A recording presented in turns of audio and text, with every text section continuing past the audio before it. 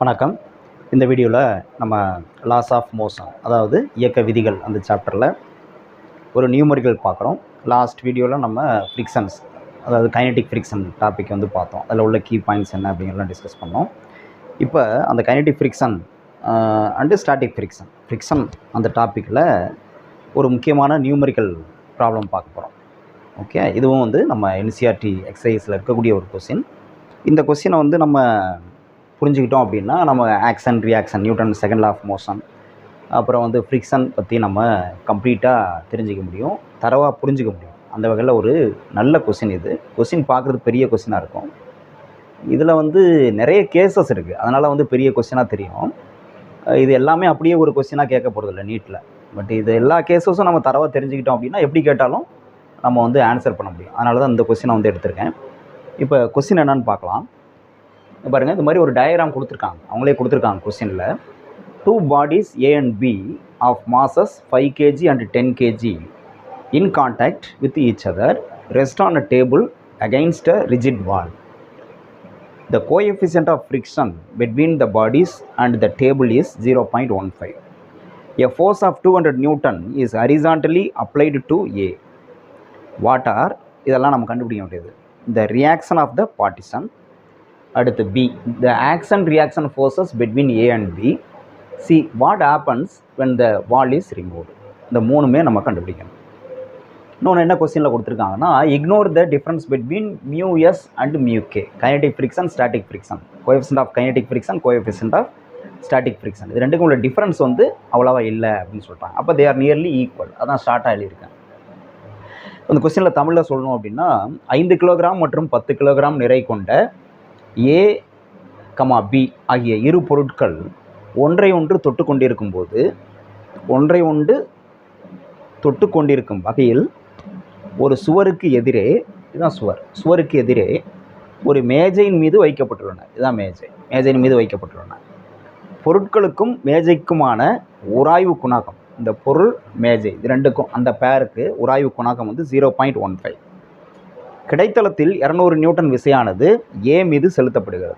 A மீது கிடைத்தளத்தில் 200 Newton விசை செலுத்தப்படுகிறது எனில் ABயை பிரிக்கும் பரப்பில் எதிர் விசை எவ்வளவு? AB ரெண்டையும் பிரிக்கக்கூடிய பரப்பு இது. இதில் எதிர் விசை எவ்வளோ அப்படின்னு கேட்குறாங்க. அடுத்து இன்னும் 2 கொஸ்டின் இதில் என்ன அப்படின்னா, அதை நான் இங்கே எழுதலை, சொல்லிடுறேன், நீங்கள் நோட் பண்ணிக்கங்க. தமிழ் மீடியம் ஸ்டூடெண்ட்ஸ் வந்து நோட் பண்ணிக்கோங்க.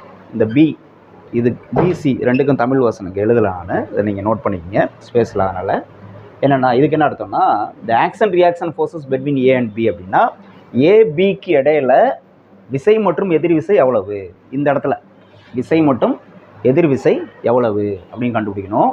அடுத்து C என்னன்னா, what happens when the wall is removed. இந்த வால் இருக்குல்ல, சுவர், இதை வந்து எடுத்துட்டோம் அப்படின்னோம்னா என்ன நடக்கும்? இந்த விசையெல்லாம் கொடுக்குறோம், இந்த வாலை எடுத்துட்டோம்னா என்ன நடக்கும் அதை சொல்லணும், டீட்டெயிலாக அதை பற்றி சொல்லணும். இதுதான் C. ஸோ இதை வந்து நோட் பண்ணிக்க, கொஸ்டினை நோட் பண்ணிக்கங்க. இன்னொன்று என்ன சொன்னேன், இந்த மியூஎஸ்க்கும் மியூகேக்கும் பெரிய அளவு வேறுபாடு இல்லை, ரெண்டும் நியர்லி ஈக்குவல், ரெண்டும் ஏறத்தாழ சமம்னு சொல்லியாச்சு. இந்த பாயிண்ட்டு நோட் பண்ணி வச்சுக்கோங்க. கொஸ்டின் நோட் பண்ணிங்க. இப்போ அதுக்கான சொல்யூஷன் பார்க்கலாம்.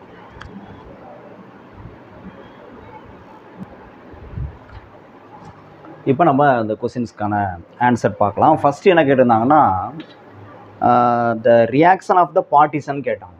அதாவது இந்த இடத்துல ரியாக்ஷன் என்ன அப்படின்னு கேட்குறாங்க. இப்போ இந்த இடத்துல என்ன ரியாக்ஷன் இருக்க முடியும் அப்படின்னு பார்த்தோம்னா, எவ்வளோ ஃபோர்ஸ் இங்கே இருக்குது, இந்த டைரெக்ஷனில் எவ்வளோ ஃபோர்ஸ் இருக்குது, அதுக்குள்ளே ரியாக்ஷன் தான் நமக்கு டெவலப் ஆக முடியும். ஓகே, இந்த ஃபோர்ஸ்க்கு எவ்வளோ இருக்கோ அதுக்கு ஈக்குவலானதான் ரியாக்ஷன் நமக்கு இருக்கும் according to Newton's third law of motion, இல்லையா? ஏன்னா இங்கே வந்து தெர் இஸ் நோ ஆக்சலரேஷன் வந்து 0. ஏன்னா இந்த வால் இருக்குது, இந்த ஃபோர்ஸ் கொடுக்கறனால 200 நியூட்டன் ஃபோர்ஸ் கொடுக்கறனால இந்த AB ரெண்டுமே எதுவுமே நகர போகிறது கிடையாது, இல்லையா? நகரலை அப்படின்னா, ஒரு பொருள் நகரலை அப்படின்னா, இப்போ இப்படி ஒரு பொருள் இருக்குது, இந்த பொருள் மேலே ஒரு ஃபோர்ஸ் கொடுக்குறேன், F கொடுக்குறேன். இப்போ கொடுக்குறப்போ இந்த பொருள் நகர்ந்தது அப்படின்னா இந்த இடத்துல ரியாக்ஷன் வந்து வேறு. இந்த பொருள் நகர்ந்து போயிட்டே இருக்குது, இட் இஸ் ஆக்சலரேட்டட் அப்படின்னா இங்கே ரியாக்ஷன் வந்து வேறு. ஓகே, இந்த ரியாக்ஷன் வந்து F டேஷ்னு வச்சுக்கோம். அப்போ நம்ம என்னது, நெட் ஃபோர்ஸ் அப்படின்னு சொன்னோம்ல, இங்கே ரியாக்ஷன் நெட் ஃபோர்ஸுங்கிறது இப்போ இன்னும் பார்த்தீங்கன்னா இங்கெல்லாம் ஃப்ரிக்ஷன் இருக்கும், இல்லையா? இங்கே ஃப்ரிக்ஷனல் ஃபோர்ஸ் இருக்குது, அந்த ஃப்ரிக்ஷனல் ஃபோர்ஸ் இந்த டைரெக்ஷனில் ஆக்ட் பண்ணும். ஸோ அப்போ நெட் ஃபோர்ஸ் என்ன அப்படிங்கிறப்ப net force according Newton's second law of motion என்ன சொல்லுவோம், F net equal to MA அப்படின்னு போடுவோம். எஃப் நெட்னா இந்த ஃபோர்ஸ் எஃப், ஓகே. இங்கே வந்து நமக்கு வந்து என்னது, the force acting on the object அப்படிங்கிறப்ப நம்ம வந்து என்ன சொல்லுவோம், force acting on the object, external force acting on the object அப்படிங்கிறப்ப இது வந்து என்னது, ரியாக்ஷன் வந்து இது நம்ம கொடுக்கறது, இதை நம்ம எடுத்துக்க மாட்டோம். நம்ம கொடுக்குறோம் அப்ளை பண்ணுற ஃபோர்ஸ், அது இந்த ஆப்ஜெக்ட் மேலே ஆக்ட் பண்ணுது. அப்புறம் இந்த ஃப்ரிக்ஷனல் ஃபோர்ஸ் இல்லையா, மூவ் ஆகிறப்ப என்ன ஆகும், கைனடிக் ஃப்ரிக்ஷன் இருக்கும். அப்போ அதை வந்து நம்ம எடுத்துக்குவோம், எஃப்கேன்னு எடுத்துக்குவோம். இதை எடுத்துக்க மாட்டோம், இந்த ரியாக்ஷனை வந்து எடுத்துக்க மாட்டோம், net force acting on the object அதான் எடுத்துக்கணும். அப்போ இந்த எஃப்கே வந்து நெகட்டிவ் எக்ஸ் ஆக்சில் ஆக்ட் பண்ணுறது, F minus FK equal to என்ன சொல்லுவோம், எம்ஏன்னு எழுதுவோம் இல்லையா, இப்படி எழுதுவோம். அப்போ இதிலிருந்து நம்ம என்ன சொல்லலாம், F minus FK equal to MA அப்படின்னா இங்கே ஆக்சலரேஷன் இருக்குது. அப்போ கண்டிப்பாக இந்த வேல்யூ வந்து என்னது, ஆர்டி ஈக்குவல் டு 0. ஓகே. அப்போ இந்த இதுக்கு ஒரு வேல்யூ இருக்கும், இந்த ஃப்ரிக்ஷனல் ஃபோர்ஸ் ஒரு வேல்யூ இருக்கும் அப்படின்னா அப்போ எஃப் ஈக்குவல் டு நம்ம என்ன எழுதலாம், F equal to MA plus FK அப்படின்னு சொல்லுவோம், எம்ஏ ப்ளஸ் எஃப்கே. ஓகே. அப்போது இந்த அப்ளைடு ஃபோர்ஸ் வந்து என்ன ஆகும், இந்த force this is equal to நமக்கு வந்து என்ன கிடைக்குது பாருங்கள், எஃப்கே எம்ஏ ப்ளஸ் எஃப்கேன்னு கிடைக்குது. எம்ஏ ப்ளஸ் எஃப்கேனா அப்போ நமக்கு ரியாக்ஷன் வந்து என்ன ஆயிரும், நமக்கு இந்த எஃப்ஏ அப்படியே கிடைக்காது சரியா, இந்த வேல்யூக்கு ஈக்குவலாக கிடைக்கும், நமக்கு வந்து வேறு ஒரு வேல்யூ கிடைக்கும், அதாவது மூவ் ஆகிறப்ப. ஓகே. இப்போ மூவ் ஆகவே இல்லை அப்படின்னா நமக்கு வந்து என்ன ஆகும், இது மூவ் ஆகலை, ஆக்சலரேஷன் 0, நகரவே இல்லை. ஓகே. அப்போ வந்து என்ன ஆகும், நமக்கு வந்து இந்த எஃப்கே வந்து என்னது 0, எஃப்எஸும் 0 தான், ஸ்டாட்டிக் ஃப்ரிக்ஷனும் 0 தான், கைனடிக் ஃப்ரிக்ஷனும் 0 தான். ஸ்டாட்டிக் ஃப்ரிக்ஷன் எப்போ வரும், இது மூவ் ஆகலை, இங்கே வந்து ஒரு வால் வச்சு தடுத்து நிறுத்தியிருக்கோம் அப்படின்னா இந்த இடத்துல நமக்கு ஸ்டாட்டிக் ஃப்ரிக்ஷனும் டெவலப் ஆகாது. ஏன்னா ஸ்டாட்டிக் ஃப்ரிக்ஷன் எப்போ டெவலப் ஆகும்னு சொன்னோம், ஸ்டாட்டிக் ஃப்ரிக்ஷனுங்கிறது the frictional force which opposes the impending motion அப்படின்னு சொல்லணும். இந்த டெஃபினேஷனை கொஞ்சம் ரீகால் பண்ணி பார்த்தீங்கன்னா உங்களுக்கு தெரிஞ்சிருக்கும். அப்போது இதை வந்து இந்த வால் இருக்கிறதுனால என்னது, நமக்கு வந்து இந்த ஃபோர்ஸ் கொடுக்கறதுனால நமக்கு இந்த ஆப்ஜெக்ட் வந்து மூவ் ஆக போகிறது கிடையாது, எப்போதுமே மூவ் ஆக போகிறது கிடையாது, ஏன்னா இந்த ஃபோர்ஸ் கொடுக்கறதுனால. ஓகே. இது இல்லைன்னா என்ன ஆகும், நம்ம இங்கே ஃப்ரிக்ஷனல் ஃபோர்ஸ் ஸ்டாட்டிக் ஃப்ரிக்ஷன் வந்து டெவலப் ஆகும், இங்கே ஃபோர்ஸ் கொடுக்குறப்ப அது ஒரு குறிப்பிட்ட டைமுக்கு அப்புறம் இந்த ஸ்டாட்டிக் ஃப்ரிக்ஷனை விட இந்த ஃபோர்ஸ் அதிகமாகிறப்ப நகர ஆரம்பிச்சிடும். ஆனால் இப்போ இந்த வால் இருக்கிறப்ப என்னென்னா, இந்த ஸ்டாட்டிக் ஃப்ரிக்ஷனை விட நம்ம இங்கே டெவலப் ஆகிற ஸ்டாட்டிக் ஃப்ரிக்ஷனை விட இங்கே ஃபோர்ஸ் அதிகமாக கொடுத்தாலும் இது வந்து எனக்கு நகர போகிறது கிடையாது இல்லையா, அதான் சொல்ல வரும். அப்போ வந்து நமக்கு வந்து என்னது, இங்கே தேர் இஸ் நோ ஆப்ஜெக்ட் வந்து நகர போகிறது கிடையாது வால் இருக்கிறதுனால. அப்போ இந்த ஸ்டாட்டிக் ஃப்ரிக்ஷனும் நமக்கு வந்து 0, இதுவும் வந்து என்னது 0, நகரவே இல்லை 0. ஓகே. அதுதான் அங்கே சொல்லிகிட்டு இருக்கோம். ஸோ அப்போ இந்த கேஸில் நமக்கு இந்த எஃப்கே வந்து என்னது, எஃப்கே ஆர் எஃப்எஸ் வந்து கிடையாது. இந்த வால் சப்போர்ட் இருக்கிறப்ப நம்ம எவ்வளோ தான் அங்கே ஃபோர்ஸ் கொடுத்தாலும் நமக்கு ஆப்போசிட்டிங் அந்த ஃப்ரிக்ஷனல் ஃபோர்ஸ் வந்து கிடையாது, எஃப்எஸ் ஆர் எஃப்கே வந்து கிடையாது. ஓகே. அப்போ அதர் ஃபோர்ஸே இல்லை அப்படிங்கிறப்ப, ஆக்சலரேஷன் 0 அப்படிங்கிறப்ப நமக்கு according to Newton's third law of motion the reaction at this partition, இந்த இடத்துல ரியாக்ஷன் வந்து எவ்வளோ இருக்கும் அப்படின்னா, இந்த ஃபோர்ஸ் எவ்வளவோ அதுக்கு ஈக்குவலாக தான் ரியாக்ஷன் இருக்கும். ஓகே. ரியாக்ஷன் ஆஃபர்டு பை ஆர்பினா ரியாக்ஷன் ஆஃபர்டு பை பி, இந்த இடத்துல பி ஆஃபர் பண்ணுற ரியாக்ஷன் எவ்வளோ அப்படின்னா, ஏ எவ்வளோ ஃபோர்ஸ் அப்ளை பண்ணுது, அது மேலே 200 நியூட்டன் ஃபோர்ஸ் அப்ளை பண்ணுது, அதுக்கு ஈக்குவல் அண்ட் ஆப்போசிட் டைரெக்ஷனில் தான் ரியாக்ஷன் இருக்கும். அப்போ ஆர்பி எவ்வளோ இருக்கும் அப்படின்னா 200 நியூட்டன் தான் இருக்கும். ஆனால் எந்த டைரெக்ஷனில் இருக்கும், நெகட்டிவ் எக்ஸ் ஆக்சிஸில் இருக்கும். இதுதான் ஃபஸ்ட்டு கொஸ்டினுக்கு ஆன்சர். ஓகே. இந்த வால் சப்போர்ட் இருக்கிறப்ப இங்கே ஆஃபர் பண்ணுற ரியாக்ஷன், இந்த இடத்துல ரியாக்ஷனை வந்து எவ்வளோ இருக்கும் அப்படின்னா இந்த ஃபோர்ஸ்க்கு ஈக்குவலாக தான் இருக்கும் அப்படின்னு சொல்கிறோம். இது ஃபஸ்ட்டு. அடுத்த இது செகண்டு கொஸ்டின் என்ன கேட்டிருந்தாங்கன்னா, action reaction forces between A and B, action reaction forces between A and B. இப்போ தான் சொன்னோம், ஆக்ஷன் வந்து என்னது, ஏல எவ்வளோ ஃபோர்ஸ் ஆக்ட் ஆகுது 200 நியூட்டன், அதே ஃபோர்ஸ் தான் பியில் ஆக்ட் ஆகும். இந்த 200 நியூட்டன் தான் இதுதான் பார்ட்டிஷன், இது ஏ இது பி அப்படின்னா ஏக்கு எவ்வளோ ஃபோர்ஸ் நம்ம கொடுக்குறோமோ அந்த ஃபோர்ஸ் தான் இது பி மேலே ஆக்ட் பண்ணும். அப்போ 200 நியூட்டன். பி ஏ மேலே எவ்வளோ ஃபோர்ஸை கொடுக்கும், அதே 200 நியூட்டன் தான் according to Newton's third law of motion. இங்கே வந்து என்னது, ஆக்சலரேஷன் வந்து கிடையாது. So force and action and reaction they will be equal and opposite. Okay, அப்போ இது 200 நியூட்டன் தான். அப்போ நமக்கு வந்து என்னது, இங்கே நகராதப்போ வால் சப்போர்ட் இருக்கிறப்ப இந்த ஆக்ஷன் ரியாக்ஷன் ரெண்டுமே 200 நியூட்டன் தான் அப்படிங்கிறது தெரியுது. Okay, right.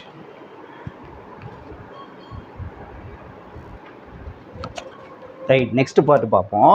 நெக்ஸ்ட் பார்ட் என்னென்னா, இதுதான் ரொம்ப இன்ட்ரெஸ்டிங்கான ஒரு கேஸ். இந்த இதில் இப்போ வாலை ரிமூவ் பண்ணிடும், வால் இந்த சுவரை ரிமூவ் பண்ணிடுறோம். when the wall is removed what happens அப்படின்னு கேட்டிருக்காங்க. இந்த சுவரை, தடுப்பு சுவரை நீக்கினோம்னா மற்றதெல்லாம் அப்படியே இருக்குது, எல்லாமே அப்படியே இருக்குது, இந்த விசை எல்லாமே அப்படியே இருக்குது. இந்த தடுப்பு சுவரை நீக்கிட்டு இது இந்த இடத்துல விசை கொடுத்தோம்னா என்ன நடக்கும் அப்படிங்கிறது தான் question. when the wall is removed what will happens.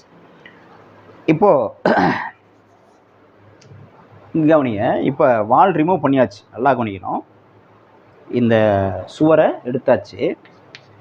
எடுத்ததுக்கப்புறம் இங்கே நமக்கு பி ஆப்ஜெக்ட் இருக்குது. இது வந்து பி ஆப்ஜெக்ட், இது வந்து ஏ ஆப்ஜெக்ட். ஃபோர்ஸ் கொடுக்குறோம், ஃபோர்ஸ் வந்து 200 நியூட்டன் கொடுக்குறோம்.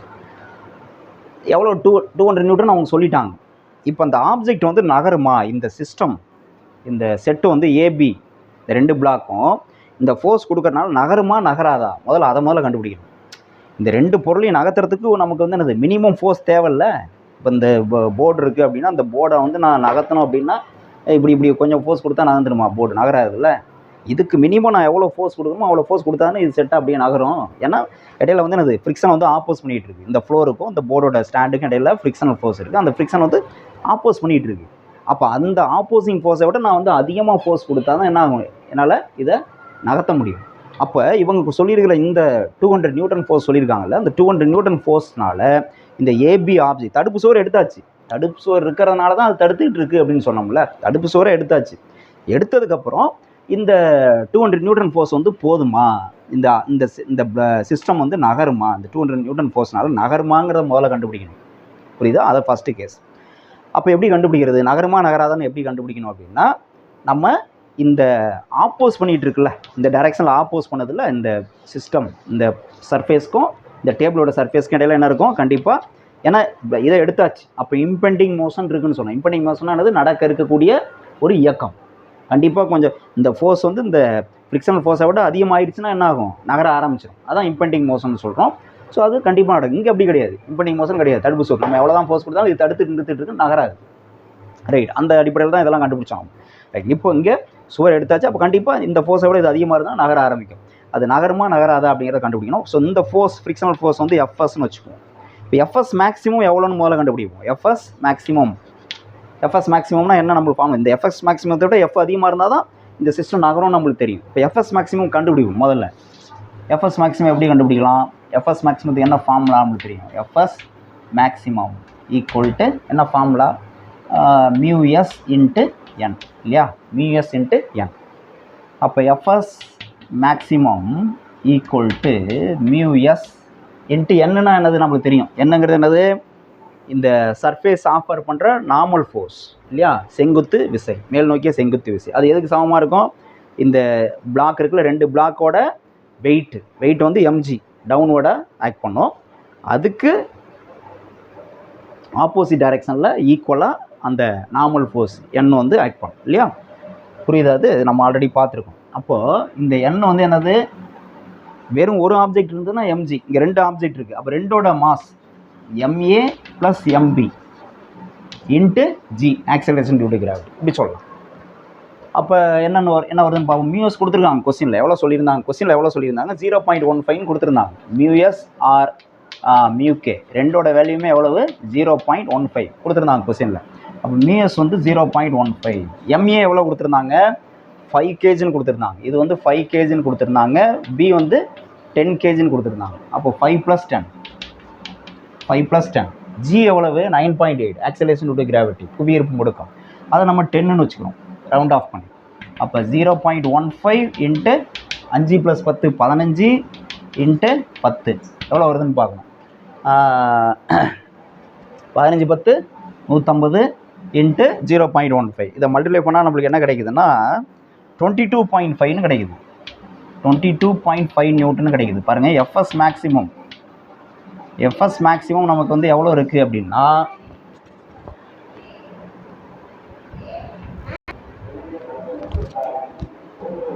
ஓகே, அப்போ 22.5 நியூட்டன் கிடைக்குது. எஃப்எஸ் மேக்ஸிமம் ஃப்ரிக்ஷனல் ஃபோர்ஸ், இது ஆப்போஸ் பண்ணுற ஃப்ரிக்ஷனல் ஃபோர்ஸ் எவ்வளவு? 22.5 நியூட்டன்.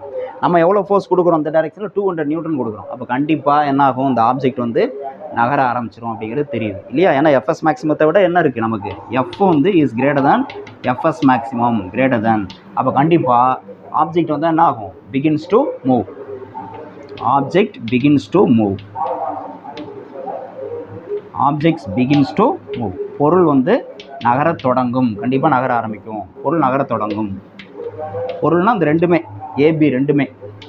பொருள் நகரத் தொடங்கும். நகர ஆரம்பிக்குது. நகர ஆரம்பிக்குதுன்னா அதுக்கு ஆக்சலரேஷன் எவ்வளோ இருக்கும் அப்படின்னு பார்க்கணும். ஆக்சலரேஷன் எவ்வளோ? According to Newton second law of motion என்னது? F net equal to MA. So அதை பேஸ் பண்ணி நம்ம வந்து என்னது, இந்த சிஸ்டம் இயங்க ஆரம்பிக்குது அப்படின்னா அதுக்கு எவ்வளோ ஆக்சலரேஷனோட இயங்க ஆரம்பிக்கும் அதை கண்டுபிடிக்கணும். நம்ம அது எப்படி கண்டுபிடிக்கலாம்? நமக்கு இந்த இதே இது Newton second law of motion, இந்த ஆக்சலரேஷன் ஆஃப் த சிஸ்டம் என்னன்னு பார்ப்போமா? இப்போ ஆக்சலரேஷன் முடுக்கம், ஆக்சலரேஷன் முடுக்கம் எவ்வளவு நகருதுன்னா அதோட முடுக்கம் எவ்வளவு கண்டுபிடிக்கும். அதுக்கு என்ன பண்ணுவோம்? Newton second law of motion, இந்த F net equal to MA அப்படின்னு சொல்லலாம். எஃப் நெட்னா இங்கே ரெண்டு ஃபோர்ஸ் சொன்னோம். ஒன்று வந்து நம்ம அப்ளைடு ஃபோர்ஸ், இன்னொன்று வந்து என்னது? Frictional force. அப்போ எஃப் மைனஸ் இங்கே வந்து என்னது? ஆக்சலரேஷன் கண்டுபிடிக்கும். ஆக்சலரேஷன் எப்போ கண்டுபிடிப்போம்? பொருள் இயங்குறப்ப தான் கண்டுபிடிப்போம். இயங்கும் போது என்ன ஃபோர்ஸ் இருக்கும்? எஃப்எஸ் மேக்ஸிமமாக இருக்கும்? இருக்காது. என்ன இருக்கும்? எஃப்கே இருக்கும். கைனடிக் ஃப்ரிக்ஷன் வந்துடும். இயங்க ஆரம்பிக்கிற வரலையும் தான் எஃப்எஸ் மேக்ஸிமம், ஸ்டாட்டிக் ஃப்ரிக்ஷன், ஓய்வு உராய்வு விசை. இயங்க ஆரம்பிச்சிருச்சுன்னா அங்கே கைனடிக் ஃப்ரிக்ஷன் வந்துடும், இயக்க உராய்வு விசை வந்துடும். அப்போ இயங்கும் போது இந்த டைரெக்ஷனில் என்ன விசை இருக்கும்? இந்த டைரெக்ஷனில் இது பின்னு வச்சுப்போம், இது ஏ. இந்த டைரெக்ஷனில் வந்து எஃப், இந்த டைரெக்ஷனில் வந்து என்ன இருக்கும்? எஃப்கே இருக்கும். இந்த டைரெக்ஷனில் வந்து எஃப்கே இருக்கும். ஓகே, அப்போ எஃப் மைனஸ் எஃப்கேன்னு சொல்லலாம். F minus FK equal to எம்ங்கிறது என்னது? இங்கே ரெண்டு ஆப்ஜெக்டோட மொத்த mass, MA plus MB, total mass of A and B into A, இப்படி சொல்லலாம். இப்போ இங்கே நம்ம ஏற்கனவே என்ன பார்த்தோம்னா, இந்த எஃப்கேவுக்கு என்ன ஃபார்முலா உங்களுக்கு தெரியும்? எஃப்கே அப்படின்னா FK kinetic friction formula last வீடியோவில் பார்த்தோம். லா ஆஃப் கைனடிக் ஃப்ரிக்ஷன் என்னது? மியூகே இன்ட்டு என் அப்படின்னு பார்த்தோம். இங்கே கொஸ்டினில் என்ன சொல்லியிருக்காங்கன்னா மியூகேவும் மியூஎஸும் ஒன்றுன்னு சொல்லிட்டாங்க. அப்போ மியூஎஸ் வந்து என்ன பார்த்தோம்? சரி, எஃப்எஸ் மேக்ஸிமம் என்ன பார்த்தோம்? எஃப்எஸ் மேக்ஸிமம் வந்து பாருங்கள், எஃப்எஸ் மேக்ஸிமம் வந்து என்னது? மியூஎஸ் என்னு. எஃப்கே வந்து என்னது? மியூகே இன்ட்டு என்னு. மியூகேவும் மியூஎஸும் ஈக்குவல், என்னும் ஈக்குவல். அப்போ கண்டிப்பாக என்னது? எஃப்கேவும் எஃப்எஸ் மேக்ஸிமம் ஒன்று இந்த கேஸில். எஃப்கேவும் எஃப்எஸ் மேக்ஸிமம் இந்த கேஸில் நமக்கு வந்து ஒன்று. ஓகே, அப்போது நம்ம வந்து என்ன சொல்லலாம் இந்த இடத்துல? Which is equal to FS maximum ஈக்குவல்னு சொல்லிட்டோம். அப்போ இந்த இடத்துல எஃப்எஸ் மேக்ஸிமமே போடலாம். தேர்ஃபோர் இப்போ வேல்யூ சப்ஸ்டிட் பண்ணுவோம். என்ன வேல்யூ? எஃப் வந்து எவ்வளவு? 200 நியூட்டன். நம்ம அப்ளை பண்ணுற force 200 newton minus FK. FK equal to FS maximum கண்டுபிடிச்சி வச்சுருக்கோம். 22.5 Newton. 22.5 Newton equal to MA plus MP எவ்வளவு? 5 ப்ளஸ் 10 இன்ட்டு ஏ எவ்வளவு? 10. அப்போ எவ்வளோ வரும்? 200ல் 22.5 போச்சுன்னா எவ்வளோ? 177.5 வருமா? ஆமாம், 177.5 equal to 5 + 10 15 into 10 equal to எவ்வளவு? 150 இல்லையா? 15 × 10 150. இப்போ நம்ம வந்து என்ன கண்டுபிடிக்கணும்? ஏ இல்லை, நம்ம ஏ தானே கண்டுபிடிக்கணும். ஆக்சலரேஷன் தான். சாரி, தப்பாக இது பண்ணிட்டேன். இந்த ஏ வந்து it is not G. G தான் 10. ஓகே, இது வந்து மிஸ்டேக்கு. ஜி தான் 10. நம்ம வந்து என்னது? இப்போ ஜிக்கு ஈக்குவலாக இருக்காது. இந்த ஆக்சலரேஷன் வந்து நாட் ஆக்சலரேஷன் டு கிராவிட்டி, ஹரிசாண்டலாக ஆக்சலரேட் ஆகுது. அந்த வேல்யூ வந்து கண்டிப்பாக 10 கிடையாது, இருக்க முடியாது. அது ஏ தான். அதான் நம்ம கண்டுபிடிக்கணும். அதை மறந்துட்டேன். ஸோ இப்போ நமக்கு எவ்வளோ வரும்? 15 இன்ட்டு ஏ. ஏ தான் கண்டுபிடிக்கணும். அப்போ ஏ ஈக்குவல் டு 177.5 டிவைடட் பை 15 எவ்வளோ வருதுன்னு இதை டிவைட் பண்ணி பார்க்கணும். டிவைட் பண்ணால் எவ்வளோ வருதுன்னா 11.8ன்னு வருது. 11.8 m/s². அப்போ ஏ கண்டுபிடிச்சாச்சு. நம்ம என்ன கொஸ்டின் என்னது? when the wall is removed what will happen அப்படின்னு கேட்டாங்க. வாலை ரிமூவ் பண்ணிட்டா, அதாவது இந்த சுவரை நீக்கிட்டோம்னா இந்த ரெண்டு ஏபி ரெண்டும் சேர்ந்து இயங்கும். எவ்வளோ முடுக்கத்தோடு இயங்கும் அப்படின்னா 11.8 மீட்டர்/செகண்ட் முடுக்கத்தோடு இயங்கும். அதாவது புவியீர் முடுக்கம் 10 தான், ஆனால் இது வந்து என்னது அதிகம், 11.8 மீட்டர்/செகண்ட் முடுக்கத்தோட இயங்குது அப்படிங்கிறது தெரியுது. It is accelerated. எவ்வளோ ஆக்சலரேஷன்னா 11.8 மீட்டர்/செகண்ட் கண்டுபிடிச்சாச்சு. அடுத்தது இந்த கேஸில் நம்ம வந்து என்ன பண்ணோம், இந்த ஆக்சன் ரியாக்ஷன் கண்டுபிடிக்கணும். ஓகே, ஆரம்பத்தில் சொன்னோம்ல ஆக்சன் ரியாக்ஷன் சொன்னோம்ல, அந்த வால் அப்படியே இருக்கிறப்ப ஏபிக்கு இடையில ஆக்சன் ரியாக்ஷன் என்ன, 200 நியூட்டன் 200 நியூட்டன் சொன்னோம்ல. இப்போ அந்த சுவரை நீக்கினதுக்கப்புறம் இது நான் இயங்கிட்டு இருக்குல்ல, இப்போ இந்த ரெண்டு ஏபிக்கு இடையில ஆக்சன் ரியாக்ஷன் என்ன, இதுக்கு இடையில ஆக்சன் ரியாக்ஷன் என்னன்னு கண்டுபிடிக்கணும்.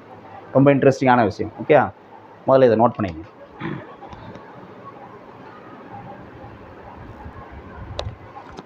இப்போ நல்லா கவனிங்க.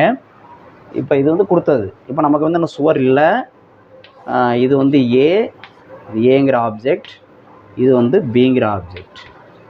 இந்த டைரெக்ஷனில் நம்ம ஃபோர்ஸ் கொடுக்குறோம் 200 நியூட்டன். எந்த டைரெக்ஷனில் இயங்குது, இந்த டைரெக்ஷனில் ஆக்சிலேட் ஆகுதுன்னு சொல்லியாச்சு. மொத்தமாக ரெண்டுக்கும் ஒரே ஆக்சிலேஷன் தான். இப்போ இந்த இடத்துல நமக்கு வந்து ஆக்சன் ரியாக்ஷன் என்ன, அதாவது ஏ வந்து பி மேலே கொடுக்கக்கூடிய ஃபோர்ஸ் என்ன, இது ஓகே. இது வந்து பிஏன்னு வச்சுக்கோங்க. எஃப்பிஏ அப்படின்னா இவர் இப்படி எழுதுனா என்ன அர்த்தம்னா, எஃப்பிஏன்னா force acting on B due to A. B மீது ஏ செலுத்தும் விசைன்னு அர்த்தம். அதே சைமல்டேனியஸ் இது உள்ளே நடக்கிறது, இந்த தடுப்பு இருக்குல்ல, அந்த இடத்துல நடக்கிறது. பி வந்து ஏ மேலே செலுத்தக்கூடிய விசை என்ன, அதை வந்து நம்ம என்ன சொல்லுவோம், எஃப்ஏபின்னு சொல்லுவோம். எஃப்ஏபி அப்படின்னு சொல்லுவோம். Force acting on A due to B A மீது செலுத்தும் விசை இப்படி சொல்லலாம். இப்போ இது ரெண்டுமே வந்து நமக்கு according to Newton's second law of motion, action reaction. ஏன்னா இது ரெண்டும் இன்டர்னல் ஃபோர்ஸ், ஆக்சன் ரியாக்ஷன் ரெண்டும் ஈக்குவல் அண்ட் ஆப்போசிட்டாக தான் இருக்கும் பை நியூட்டன்ஸ் தேர்ட் லா இல்லையா. இப்போ எதாவது ஒன்று கண்டுபிடிச்சா போதும், இன்னொன்று நம்மளுக்கு வந்து தெரிஞ்சிடும். எஃப்பிஏஓ அல்லது எஃப்ஏபிஓ கண்டுபிடிச்சா போதும். இப்போ நான் வந்து என்ன பண்ணுறேன், அது அடுத்து என்னது, இந்த சர்ஃபேஸில் இந்த பொருளோட பரப்புக்கும் மேஜையோட பரப்புக்கும் இடையில ஆப்போசிட் டைரெக்ஷனில் என்ன இருக்கும், ஃப்ரிக்ஷனல் ஃபோர்ஸ் இருக்கும் இல்லையா. அது வந்து எஃப்கே. நல்லா கவனிச்சிட்டே வரணும், எஃப்கே. இப்போது நான் என்ன பண்ணுறேன், இந்த ஃபோர்ஸ் கண்டுபிடிக்கணும், எஃப்ஏபி இது கண்டுபிடிக்கணும். இது கண்டுபிடிச்சா இதுவும் ஈக்குவல். அதுதான் எனக்கு வேணும். அதாவது நகராமல் இருக்கிறப்ப, தடுப்பு சுவர் இருக்கிறப்ப இந்த ஃபோர்ஸ் ஏ பி மேலே செலுத்துறது, பி ஏ மேலே செலுத்துறது 200 நியூட்டன் தான் சொல்லிட்டோம். இப்போ என்ன இருக்குதுன்னு பார்ப்போம், அதே 200 நியூட்டன் கிடைக்குதா அப்படின்னு பார்ப்போம். இப்போது இதை கண்டுபிடிக்கணும். அதுக்கு நான் என்ன பண்ணுறேன், ஏ மட்டும் எடுத்துக்கிறேன். ஏ மட்டும் மொத்த இயக்கம் தான், இதில் ஏல ஆக்ட் பண்ணுற ஃபோர்ஸ் மட்டும் நான் எடுத்துக்கிட்டு அதிலிருந்து நான் எஃப்ஏபியை கண்டுபிடிக்கிறேன். இப்போ ஏ மட்டும் தனியாக பிரித்து பார்க்குறேன்.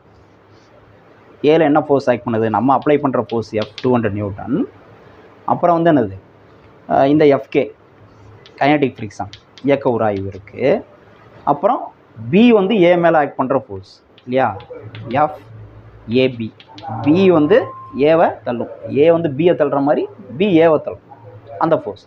இது கிடையாது, இங்கே இப்படி போகிறதுனால ஏ மேலே கிடையாது. இது வந்து என்ன அர்த்தம், ஏ வந்து பி மேலே செலுத்தக்கூடிய விசை, force acting on B due to A பியை தள்ளக்கூடிய விசை, அந்த விசை. ஸோ இது வராது, இதுதான் இப்போ வரும். ஸோ இதை நான் வந்து கண்டுபிடிக்கிறேன்னு சொன்னேன். இப்போ ஆக்சலரேஷன் எந்த டைரெக்ஷன் இருக்குது, நெட் ஆக்சலரேஷன். இது எல்லா ஃபோர்ஸ் ஆக்ட் பண்ணாலும் object moves in this direction, accelerated in this direction. முடுக்கம் வந்து இந்த திசையில் இருக்குது. இப்போ Newton second law of motion நம்ம அப்ளை பண்ணுவோம். என்னது, F net equal to MA. Okay, நல்லா கவனிக்கணும். எம்ங்கிறதுங்க என்னது, எம்ஏ. ஏன்னா ஏங்கிற ஆப்ஜெக்ட் மட்டும் தான் நான் எடுத்துருக்கேன். ஓகே, இப்போ நெட் ஃபோர்ஸ்னால் என்னென்ன ஃபோர்ஸ் இதில் ஆக்ட் பண்ணுது பாருங்கள். இந்த எஃப் இது பாசிட்டிவ் எக்ஸ் ஆக்சிஸில் ஆக்ட் பண்ணுது, அப்போ ப்ளஸ்ஸு. எஃப்கே நெகட்டிவ் எக்ஸ் ஆக்சிஸில் ஆக்ட் பண்ணுது, அப்போ மைனஸ் எஃப்கே. அடுத்து இந்த எஃப்ஏபி மைனஸ் எக்ஸ் ஆக்சிஸில் ஆக்ட் பண்ணுது, அப்போ எஃப்ஏபி.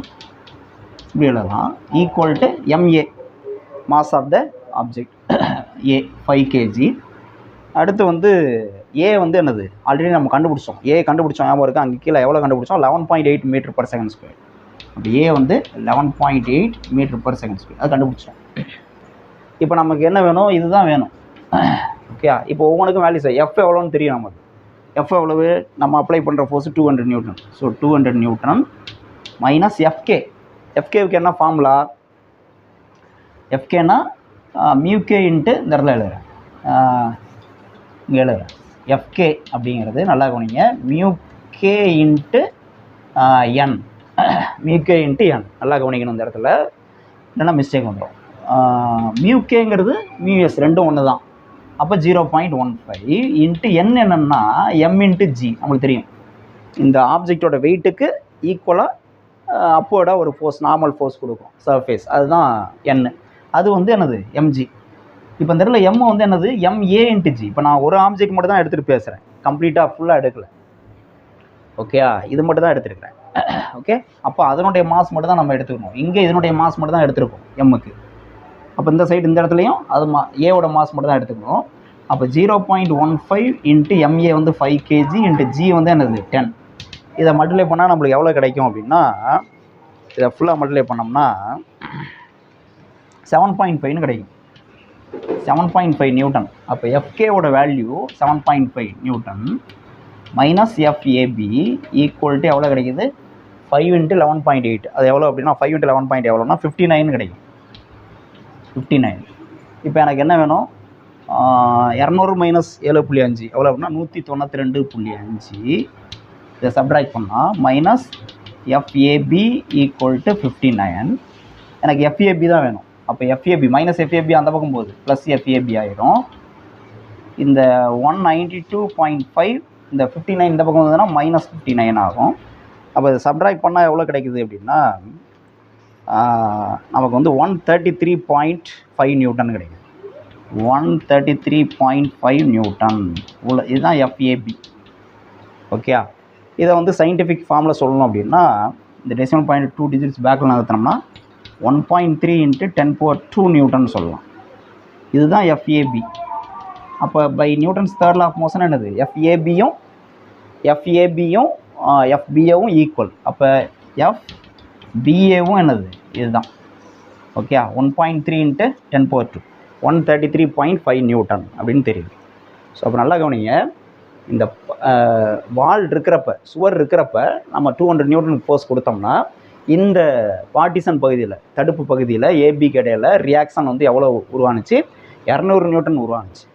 அதே இந்த சுவரை எடுத்துகிட்டு இந்த 2 பிளாக்கும் இயங்குறப்ப என்ன ஆகுதுன்னா, இதே இந்த பார்ட்டிசனில் அந்த இடத்துல ரியாக்ஷன் வந்து எவ்வளோ கிடைக்குது, 133.5 நியூட்டன் தான் கிடைக்குது.